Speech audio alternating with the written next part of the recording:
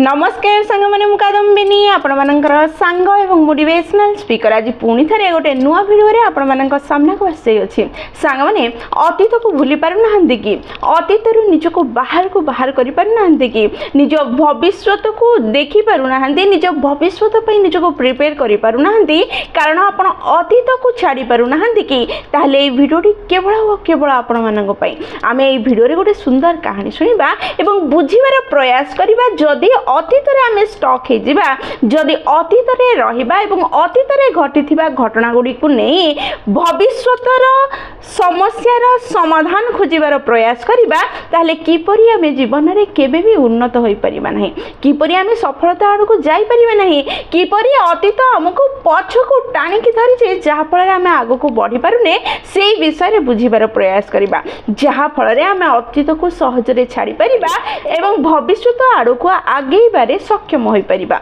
ताले चलंतु समय नष्ट न करी भिडियोटी को स्टार्ट करिबा गोटे सुंदर जंगलटे थिला से जंगल रे दुईटी आश्रम थिला दुईटी जाक आश्रम मुहामुही होइकी से जंगल रे थिला एवं दुईटी आश्रम रो गोटे नियम थिला ताहा थिला से दुईटी आश्रम रे जणे जणे गुरु थिले एवं एका समय रे से माने गोटे गोटे शिष्य को ही निज पाखरे रखिबार नियम रखिथिले दुईटा जाक आश्रम रे दुईटी गुरु थिले एवं दुईटी गुरुंकर गोटे गोटे शिष्य थिले दुई जण जाक गुरु जेते बेले भी गोटे जगह रे मिसुथिले तार्किक आलोचना होतला से समय रे से माने तर्क करबा एवं ज्ञान बढ़ाइबा को अधिक गुरुत्व न दे कंपटीशन हिसाब रे ताकू नउथिले एवं जणे आउ जण को हरैबार प्रयास करूथला सब बेले एही प्रयास रहउथला किपरि सामना वाला व्यक्ति को हरै दिया जिवो किपरि ताठरू अधिक एवं बड़ तर्क करा जिवो धीरे धीरे ए कंपटीशन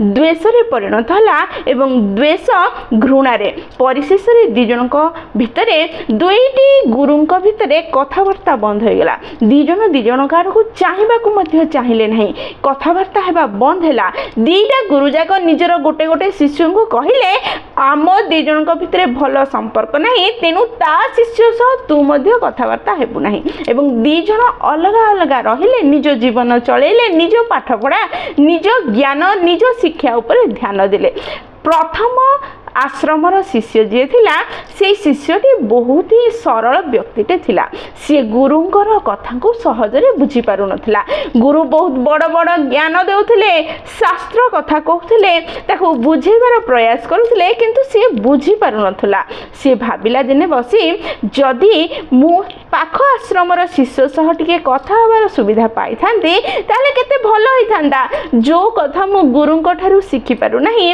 बुझी पारु नाही ताकू मो सांग सह डिस्कशन करि सी मते बुझे दे थांदा आ मु सहजरे बुझी पारि थांदी बिना भय रे मो मनर शंका मो सांग आगे प्रकाश करि पारि थांदी एवं निजको ज्ञानी एवं बुद्धिमान बनेबारे मु टिके सरल रास्ता पाई थांदी एहा भाबिला एवं सी भाबिला थरे प्रयास करिबे से शिष्य सह कथा हेबार एवं ता परदिन जेतेबेले से द्वितीय आश्रमर शिष्य जनक बेग नहीं गाँ भितर को जाउथला किछि परिबा ए प्रथम आश्रमर शिष्य जनक ता पाखक दौड़ी दौड़ी गला एवं कहला भाई तुमे कुआडे जाउछ एहा सुनी सी द्वितीय आश्रमर शिष्यटी कहला मु तो कुआडे जाउ नाही मते जुआडे परमात्मा नेकी जाउछि मु सियाडे जाउछि पवन मते जुआडे उडे नउछि मु सियाडे उडी उडी जाउछि मु तो सुखिला पत्रटिए मु कुआडे जिबि एहा सुनी प्रथम आश्रमर शिष्यटी किछि बुझी पारला नाही से कोन उत्तर दब किछि भाबी पारला नहीं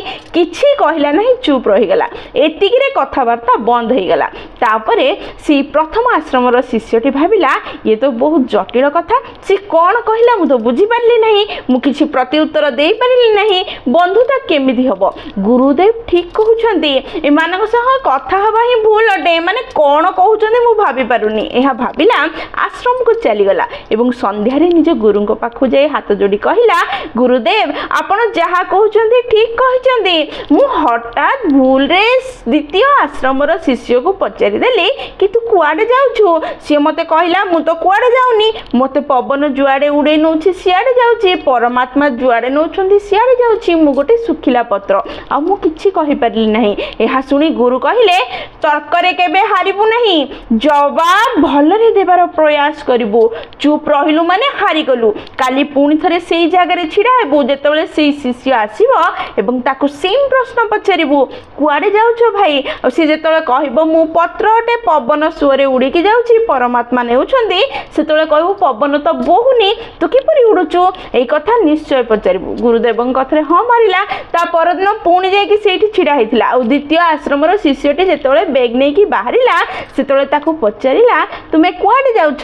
ସେଇ ସମୟରେ ଦ୍ୱିତୀୟ ଆଶ୍ରମର ଶିଷ୍ୟ ଜଣକ କହିଲା ମୋ ପାଦ ମୋତେ ଯୁଆଡ଼େ ନେଇକି ଯାଉଛି ମୁଁ ସିଆଡ଼େ ଯାଉଛି। ଏହା ଶୁଣି ପୁଣି ଥରେ ପ୍ରଥମ ଆଶ୍ରମର ଶିଷ୍ୟଟି ଚୁପ୍ ରହିଗଲା, କିଛି ଜବାବ ଦେଇପାରିଲା ନାହିଁ। କାରଣ ନା ସିଏ ଆଜି ପତ୍ର ବିଷୟରେ କହିଲା, ନା ପବନ ବିଷୟରେ, ନା ପରମାତ୍ମା ବିଷୟରେ। ଗୁରୁଦେବ ଯାହା ଶିଖେଇଥିଲେ ସେଇ ଉତ୍ତର ତ ସେ ଦେଇପାରିଲା ନାହିଁ। ପୁଣି ଥରେ ଚୁପ୍ ରହିଲା ଏବଂ ନିଜ ଗୁରୁ ପାଖକୁ ଯାଇ କହିଲା ଗୁରୁଦେବ ଆଜି ସେ ନା ପବନ ବିଷୟରେ କହିଲା, ନା ଶୁଖିଲା ପତ୍ର, ନା ପରମାତ୍ମା। ସେ କହିଲା ମୋ ଗୋଡ଼ ଯୁଆଡ଼େ ନେଉଛି ସିଆଡ଼େ ଯାଉଛି, ମୁଁ କିଛି କହିପାରିଲି ନାହିଁ। ଏହା ଶୁଣି ଗୁରୁଦେବ କହିଲେ ସିଏ ଯଦି ଗୋଡ଼ କଥା କହିଲା ତାହେଲେ ତୁ ପଚାରିଲୁ ନାହିଁ? ତୋ ଗୋଡ଼ ଯଦି ନଥାନ୍ତା ତୁ କିପରି ଯାଇଥାନ୍ତୁ, କୁଆଡ଼େ ଯାଇଥାନ୍ତୁ? ତେବେ ସେ କ'ଣ ଉତ୍ତର ଦେଉଛି ଜାଣିଥାନ୍ତୁ, ତୁ କାହିଁକି ଚୁପ୍ ରହିଲୁ? ଶିଷ୍ୟ ଜଣକ ଭାବିଲା ଠିକ୍ ଅଛି କାଲିକି ପଚାରି ନେବି। ପୁଣି ଥରେ ଯାଇକି ସେଇଠି ଜଗିଥିଲା। ସେଇ ସମୟରେ ଜଗେଇ ତାକୁ ପୁଣି ଥରେ ଦ୍ୱିତୀୟ ଆଶ୍ରମର ଶିଷ୍ୟକୁ ପଚାରିଲା ତୁମେ କୁଆଡ଼େ ଯାଉଛ ଭାଇ?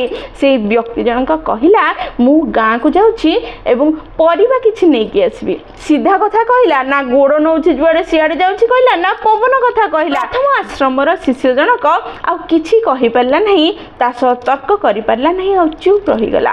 ତେଣୁ ଯଦି ଆମେ ଅତୀତରେ ଘଟିଥିବା ଘଟଣାକୁ ନେଇ ତାର ସମାଧାନ ବର୍ତ୍ତମାନ ପାଇଁ ଖୋଜିକି ବାହାର କରିବା ତାହେଲେ ସବୁବେଳେ ସେଇ ସମାଧାନ ସେଇ ଉତ୍ତର ଭୁଲ ହିଁ ହେବ।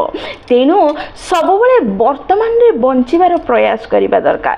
ବର୍ତ୍ତମାନ ଯେଉଁ ସିଚୁଏସନ୍ ଅଛି, ବର୍ତ୍ତମାନ ଯେଉଁ ପରିସ୍ଥିତି ଅଛି ତାର ସମାଧାନ ସେଇ ଉତ୍ତର ଖୋଜିବାର ଯଦି ପ୍ରୟାସ କରିବା ଆମେ ନିଜକୁ ଉନ୍ନତ କରିପାରିବା, ନିଜକୁ ଆଗକୁ ନେଇପାରିବା। କିନ୍ତୁ ଅତୀତରେ ଘଟିଯାଇଥିବା ଘଟଣାରେ ବା ଅତୀତରେ ଘଟିଯାଇଥିବା ପରିସ୍ଥିତିର ଉତ୍ତରକୁ ନେଇ ଯଦି ବର୍ତ୍ତମାନରେ ବଞ୍ଚିବାର ପ୍ରୟାସ କରିବା, ବର୍ତ୍ତମାନର ପରିସ୍ଥିତିରେ ଖାପ ଖୁଆଇବାର ପ୍ରୟାସ କରିବା, ଆମେ ଜୀବନରେ କେବେ ବି ଆଗକୁ ବଢ଼ିପାରିବା ନାହିଁ।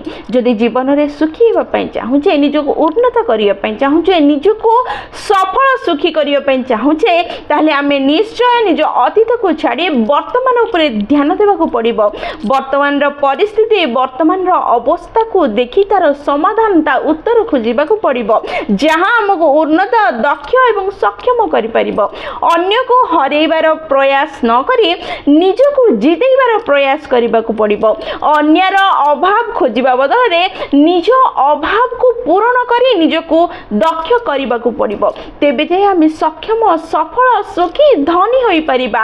ସବୁବେଳେ ଅତୀତକୁ ମନେ ପକାଇ ବର୍ତ୍ତମାନକୁ ନଷ୍ଟ କରିବା ଦ୍ୱାରା ସର୍ବନାଶ ହୋଇଥାଏ, କିନ୍ତୁ ଅତୀତକୁ ଭୁଲି ବର୍ତ୍ତମାନକୁ ଠିକ୍ କରିବା ଦ୍ୱାରା ଆମେ ସର୍ବସ୍ୱ ହାସଲ କରିପାରିବାର କ୍ଷମ ହୋଇଥାଉ।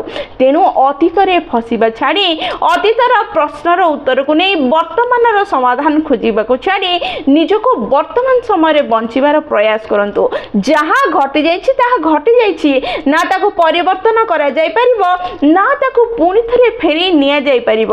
ବର୍ତ୍ତମାନ ଯେଉଁ ସମୟ ଅଛି, ଅତୀତର ଘଟଣାକୁ ନେଇ ବର୍ତ୍ତମାନକୁ ଖରାପ ନ କରି ବର୍ତ୍ତମାନକୁ ଯେତେ ସମ୍ଭବ ସେତେ ଉନ୍ନତ କରିବା ଏବଂ ବର୍ତ୍ତମାନ ସମୟକୁ ପରଫେକ୍ଟ ଯଦି କରିଦେବା ଭବିଷ୍ୟତ ନିଶ୍ଚୟ ଉନ୍ନତ ହେବ। ସାଙ୍ଗମାନେ ଏଇ ଛୋଟ କଥାକୁ ଆମକୁ ବୁଝିବାକୁ ପଡ଼ିବ ଏବଂ ଆଗକୁ ବଢ଼ିବାର ପ୍ରୟାସ ନିଜେ କରିବାକୁ ପଡ଼ିବ।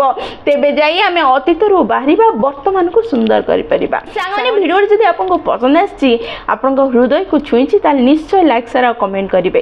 ଯଦି ପ୍ରଥମ ଥର ଆପଣମାନେ ଆମ ନୈନିକା ମୋଟିଭେସନ ଚ୍ୟାନେଲକୁ ଆସିଛନ୍ତି, ଚ୍ୟାନେଲଟିକୁ ସବସ୍କ୍ରାଇବ୍ କରିଦେବେ ଏବଂ ପାଖରେ ଥିବା ବେଲ୍ ବଟନ୍ ଦବାଇ ଅଲ୍ ନୋଟିଫିକେସନ୍ ସେଟ୍ କରିଦେବେ, ଯାହାଦ୍ୱାରା ଯେତେବେଳେ ଆମେ ଭିଡ଼ିଓ ପୋଷ୍ଟ କରିବୁ ସର୍ବପ୍ରଥମ ନୋଟିଫିକେସନ୍ ଆପଣଙ୍କ ପାଖରେ ପହଞ୍ଚିବ ଏବଂ ଆମକୁ କନେକ୍ଟ କରିଦେବ।